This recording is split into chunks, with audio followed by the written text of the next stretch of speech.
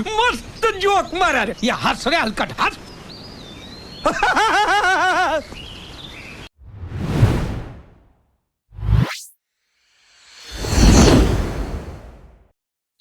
So guys welcome to daily football madness. और transfer market तो Barca की खत्म हो गई है, लेकिन ट्रांसफर न्यूज खत्म नहीं हुई। तो उसके ऊपर बात करेंगे। काफी काफी इंटरेस्टिंग नाम जो हैं वो आ रहे हैं, बार्सिलोना से लिंक हो रहे हैं फ्यूचर के लिए, राइट? फ्यूचर के लिए, अभी के लिए नहीं, अभी के लिए हो गया। लेकिन उससे पहले कुछ अच्छी न्यूज है, उसके ऊपर हम डिस्कशन कर लेते हैं। गुंडोगॉन यार, आई वेंट टू, आप लोगों ने व्लॉग देखा ही होगा, जर्मनी वर्सेस फ्रांस। उसके अंदर जर्मनी तो जीत गई, बहुत अच्छा हुआ, लेकिन गुंडोगॉन की इंजरी का जो है वो स्केयर था, बिकॉज वो ही केम ऑफ इंजर्ड।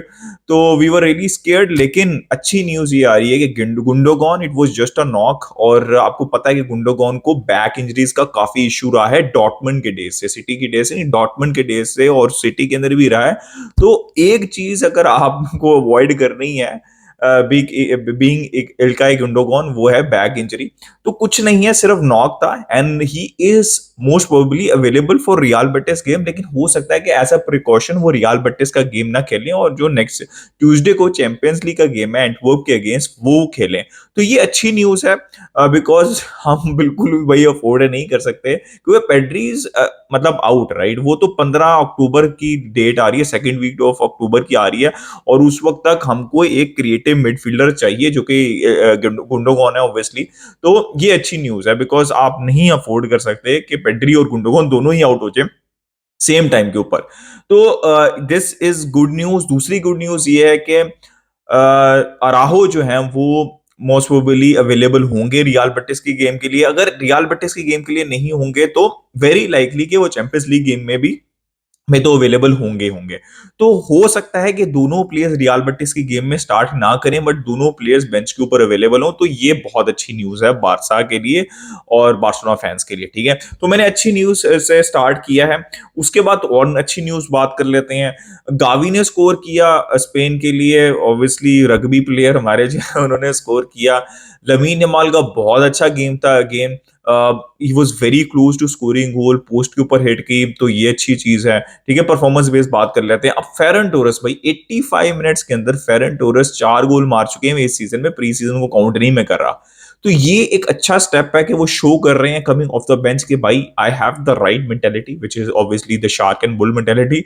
लेकिन ये तो बहुत अच्छी बात है, जो उनके बस में था वो कर रहे हैं। लेकिन नेक्स्ट चीज ये है कि अगर उनको स्टार्ट मिलेगा, ठीक है, सबसे पहला तो ये क्वेश्चन मार्क है रियल बेटिस गेम है, उस पर हम ऑब्वियसली बाद में बात करेंगे।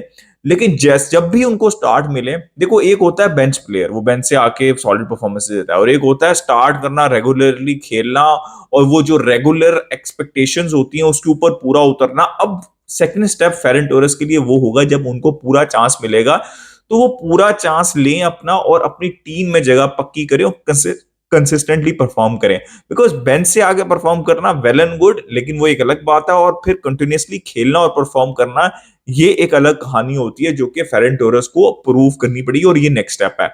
लेकिन अच्छा है यार, देखो, गावी ने परफॉर्म किया, फेरन ने परफॉर्म किया, फ्रैंकी अपनी टीम में कर रहे हैं, और फेरन टोरस जो है ऑब्वियसली जैसे ही मौका मिला, बाय द वे वो स्क्वाड के अंदर नहीं थे, ठीक है, बाद में इंजरी की वजह से वो आए हैं स्क्वाड के अंदर, और वो परफॉर्म कर रहे हैं। तो यही उनको करना है, ठीक है, यही उनको करते रहना है, ठीक है? जैसे ही मौका मिले, डोंट लुक बैक और कीप परफॉर्मिंग। तो ये अच्छी न्यूज थी। अब आगे की जो न्यूज है वो ट्रांसफर न्यूज है, ठीक है? वो बार्सिलोना की न्यूज तो मैंने दे दी है, बार्सिलोना की ट्रांसफर न्यूज के ऊपर बात कर लेते हैं। अब वो अच्छी है या नहीं है, ये आप लोग डिसाइड करें कमेंट सेक्शन के अंदर। या सबसे पहले तो ये न्यूज आ रही थी हालैंड और लेवेंडोस्की के ऊपर, तो मैं बात करता हूँ, लेकिन आई थिंक परसों हमने काफी दिनों से ट्रांसफर्स के ऊपर या बार्सा की न्यूज के ऊपर बात नहीं की, तो मैं उसको भी कवर कर रहा हूँ कि बर्नार्डो सिल्वा और डैनी ओल्मो का रिलीज क्लॉज है। आई थिंक बर्नार्डो सिल्वा का 50 मिलियन यूरोस रिपोर्ट हो रहा है कुछ, और 60 मिलियन यूरोस जो है वो डेनी ओल्मो का रिपोर्ट हो रहा है। कुछ जो है मीडिया सोर्सेज 60-60 दोनों का रिपोर्ट कर रही हैं कि बार्सिलोना के लिए 60 मिलियन का रिलीज क्लॉज है इन दोनों प्लेयर्स का। डेनी ओल्मो ब्रिलियंट फॉर्म में है लाइप्जिग के लिए, Bernardo Silva is Bernardo Silva, 2 साल से हम बर्नार्डो सिल्वा से लिंक्ड हैं। क्या बार्सिलोना को दोबारा तीसरे साल में भी, जब वो 30 के हो जाएंगे, 60 मिलियन यूरोस बर्नार्डो सिल्वा के लिए देने चाहिए? I think it really depends on the situation के सिचुएशन क्या बनती है, लमीन यमाल, रफीनिया कैसा परफॉर्म करते हैं, इवन फेरन टोरस कैसा परफॉर्म करते हैं, इन सारी चीजों के ऊपर डिपेंडेंट है। तो as of now I don't think so कि Barca should go for Bernardo Silva unless until कोई बहुत ही अंडर परफॉर्म करता है और किसी को फॉर एग्जांपल रफीनिया को बारसा भेज देती है, तो फिर आप सोच सकते हैं। But yeah 60 Barca should look for something else. I really hope कि Lamine Yamal have a extraordinary season. 16 साल की, मैं प्रेशर नहीं क्रिएट कर रहा, एक्सपेक्टेशन बहुत नहीं पड़ा रहा, मेरी ये ख्वाहिश है कि उनका अच्छा सीजन जाए और हमको ये काम करने की जरूरत ना पड़े, बिकॉज आई एम टायर्ड। जो होता है ना कुछ जैसे मेसी कम बैक आएगा, जैसे इम्बापे टू रियल मैड्रिड है, you are sick of it, इसी तरह I am sick of Bernardo Silva news to Barcelona. अब खत्म हो जानी चाहिए कहानी, 2 साल बहुत होते हैं। डैनी ऑल्मो इज काफी इंटरेस्टिंग मतलब सिचुएशन है। ऑब्वियसली यार देखो 60 मिलियन, डैनी ऑल्मो इज मतलब अच्छे हैं, वो प्लेयर अच्छे हैं, मिडफील्ड में खेल सकते हैं, विंग्स में फॉल्स 9 खेल सकते हैं, नंबर 10 रोल में खेल सकते हैं, बड़े वर्सेटाइल प्लेयर हैं जो कि स्पेनिश प्लेयर्स होते हैं नॉर्मली, ठीक है। तो प्लेयर तो बहुत अच्छे हैं वो, और उनका हमेशा से ड्रीम भी रहा है एज पर रिपोर्ट, जैसे फ्लोरियन विर्ट्स का भी है कि he wants to play for Barcelona. लेकिन as of now with Gundogan, Pedri, Gavi, ये सब प्लेयर्स के साथ मुझे कहीं ना कहीं लगता है फर्मीन लोपस भी मिक्स के अंदर हैं, फिर आपके पास जाओ फिलिक्स भी हैं। डिपेंड करता है जाओ फिलिक्स कैसा परफॉर्म करते हैं, फर्मीन लोपस का कैसा ब्रेक थ्रू सीजन रहता है, पेड्री गावी कैसे डेवलप करती हैं, पेड्री की इंजरी जो इश्यूज चल रही हैं वो कैसे रहते हैं, इन सारी चीजों के ऊपर डिपेंड करता है डेनी ओल्मो का डिसीजन। तो अभी मैं होल्ड पे रखूंगा उसको, बिकॉज और प्रायोरिटीज हैं जो कि मैं अभी एक्सप्लेन करने लगा हूं आपको। बट 60 मिलियन के अंदर Dani Olmo is not a bad deal to be very honest, लेकिन अभी होल्ड करें, ठीक है। होल्ड इसलिए कह रहा हूं करने के लिए क्योंकि एक और प्लेयर है जिसका रिलीज क्लॉज है, वो बारसा के लिए नहीं है, वो जनरल रिलीज क्लॉज है, वो है अर्लिंग ब्रॉट हालैंड, ठीक है। Barcelona is again dreaming of signing, कुछ सोर्सेस ने रिपोर्ट किया, मैंने कहा चलो बात कर लेते हैं, थोड़ी सी डेयरिंग कर लेते हैं, थोड़ी सी औकात दिखा देते हैं कि अर्लिंग हालैंड के ऊपर बात कर सकें बीइंग अ बारसा फैन। तो 175 मिलियन यूरोस का रिलीज क्लॉज रिपोर्ट हो रहा है 2025 के अंदर, ठीक है। सबसे पहले तो मैं एक चीज बता दूं कि अगर Mbappe next season to Real Madrid नहीं होता तो Real Madrid will 100% go all out for Erling Haaland, तो ये पहले एक कंपटीशन हो जाएगा। अब 175 मिलियन यूरो का रिलीज हो जाए भाई, ये न्यूज चल रही है भाई, कहां से लेके आने हैं। होपफुली शायद बारसा सोच रही हो कि 2 साल के अंदर बारसा की फाइनेंशियल सिचुएशन बेहतर हो जाए, तो बारसा कर सकती है, तो अच्छी बात है, करे, बिकॉज हमको लेवेंडोस्की की रिप्लेसमेंट भी चाहिए। और एक और चीज भी रिपोर्ट हो रही है कि 24-25 के जो सीजन है, आई थिंक 3+1 का कॉन्ट्रैक्ट है ना लेवेंडोस्की का, तो अगर वो 55% से कम गेम खेलते हैं लेवेंडोस्की, तो बार्सिलोना उनका कॉन्ट्रैक्ट टर्मिनेट कर सकती है। अब ये न्यूज चल रही है, इसका कोई रेलेवेंस नहीं है। देखो मेरे हिसाब से अगर बारसा चाहेगी, मुझे तो ऐसा लगता है कि बारसा को ये सीजन के एंड तक देखना चाहिए कि विक्टर रोक आते हैं, तो सबसे ज्यादा की जो सारा डिसीजन लेने में होगा ना, वो होगा विक्टर रोक आते हैं, वो 6 महीने में कैसा परफॉर्म करते हैं, या इवन आप पूरा साल भी उनको दे दें, वो कैसा परफॉर्म करते हैं, उसके ऊपर सारे डिसीजन आपके बेस होंगे कि आपने लेवेंडोस्की के साथ क्या करना है। ऑब्वियसली एज फैक्टर आ रहा है, और दोबारा 100% जैसे इस बार आई थी उनके लिए बिड सऊदी से, तो नेक्स्ट समर भी आनी है, इवन विंटर में भी आ सकती है, ठीक है। नेक्स्ट समर की हम बात कर रहे हैं, ठीक है।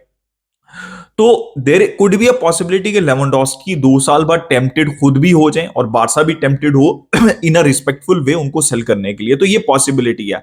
तो उसके बाद आपको देखना पड़ेगा कि अगर विक्टर रोक अच्छा परफॉर्म कर रहे हैं, जैसे वो 20 गोल स्कोर कर चुके हैं, और बारसा के लिए भी वो अगर एक सीजन के अंदर में let's for example 20-25 goal score कर देते हैं, तो फिर वो आपकी प्रायोरिटी नहीं है। फिर आप अर्लिंग हालैंड के ऊपर 175 मिलियन यूरोस ना लगाएं, फिर आपको कहां लगाने हैं, ठीक है। अगर विक्टर रोक वर्क करते हैं, लेवेंडोस्की चले गए हैं, तो आपको फिर अर्लिंग हालैंड के ऊपर वो पैसे नहीं लगाने।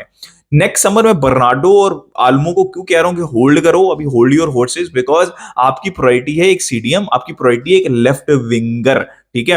अगर विक्टर रोक वाकई सबसे पहली प्रायोरिटी तो आपकी सीडीएम होनी चाहिए। अगर आपके पास पैसा है तो आपको किसी के ऊपर नहीं लगाना चाहिए, सीडीएम के ऊपर लगाना चाहिए।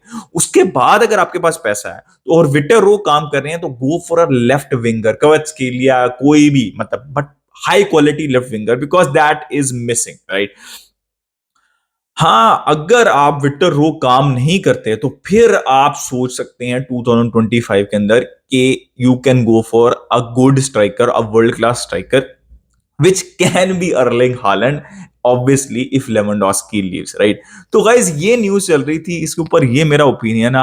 आप लोग अपना ओपिनियन दें कि क्या करना चाहिए बारसा को, क्या कर सकती है बारसा, ये भी एक क्वेश्चन है, ठीक है? क्या करना चाहिए, किस ऑर्डर के अंदर करना चाहिए बारसा को? Do let me know in the comment section. Like, subscribe, share, keep enjoying football. Until next time, it's a goodbye from me, Viscal Barca.